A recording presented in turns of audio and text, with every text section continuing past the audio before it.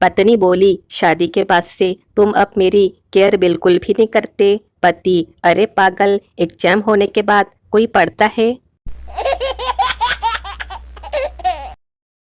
एक बुजुर्ग के सर पे सिर्फ 9 बाल थे। वह नाई की दुकान गया तो नाई ने गुस्से से पूछा, गिनूं या काटूं? बूढ़े ने हंस के कहा, रंग दो भाई।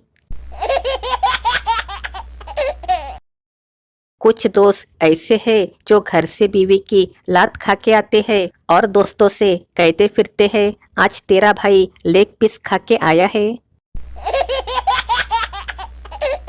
मैडम बोली, बच्चों बताओ, नाना पाटेकर ने अपने शादी के कार्ड के नीचे क्या लिखा होगा? मॉडर्न बच्चा बोला, आ गए मेरी मौत का तमाशा देखने। गांधी जी के 3 बंदर थे। कलयुग में अब तीनों को मिला के एक बना दिया, वो है मोबाइल। मनुष्य जब इसे हाथ में लेता है तो ना किसी से बोलता है, ना किसी को देखता है और ना ही किसी की सुनता है। जब कोई आपको पूछे और सुनाओ क्या हाल है, तो उसको ऐसी सुनाओ कि उसका हाल बेहाल हो जाए और वो फिर दोबारा पूछने की गलती कभी ना करे। दोस्तों, चुटकुलों के बीच एक मजेदार पहेली बताओ। काला मुंह लाल शरीर, कागज को वह खाता, रोज शाम को पेट फाड़ के कोई उन्हें ले जाता। चलो दिमाग लगाओ और इसका जवाब कमेंट करके बताओ।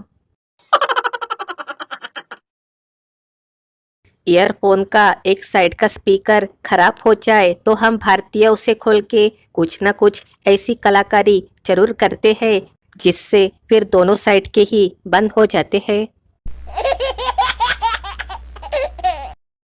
यह एक दुनिया का प्रसिद्ध सच है कि सभी बहुओं को अपनी सास से परेशानी रहती है। ऐसे ही एक दिन सभी बहुएं इकट्ठी हुई और उन्होंने फैसला किया कि वे सब अपनी सास से माफ़ी मांगेंगी और कहेंगी उन्होंने जो भी किया उनसे वो गलती से हुआ।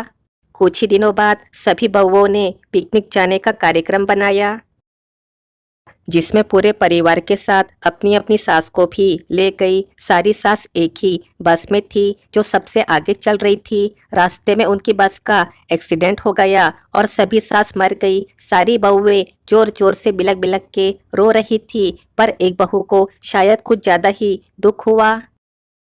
वो जमीन पर हाथ पैर पटक पटक के रो रही थी। सभी उसे सांत्वना दे के कह रहे थे, कम से कम तुम्हारी सास बिना किसी चिंता के मरी है। तुम्हारा उससे कोई झगड़ा नहीं था, पर वो अभी भी जोर जोर से चिल्ला रही थी और रोई जा रही थी। जब वो बार बार बोलने पर भी चुप नहीं हो रही थी तो एक औरत ने उससे पूछा, तुम इतना क्यों चिल्ला रही हो? क्या तुम्हारी सास ज्यादा खास थी? उस औरत ने अपने आप को थोड़ा संभाला और आंसू पोंछते हुए कहा, नहीं रे, मेरी सास की बस ही छूट गई थी। मेरी आंखों में आंसू उस वक्त आ गए जब मैंने अपने एक दोस्त को फोन किया और पूछा, अरे भाई, तेरी शादी की एनिवर्सरी कब है? उसने कहा, बर्तन ही मांज रहा हूँ भाई, लोटे पे तारीख लिखी है, रुक देख के बताता हूँ।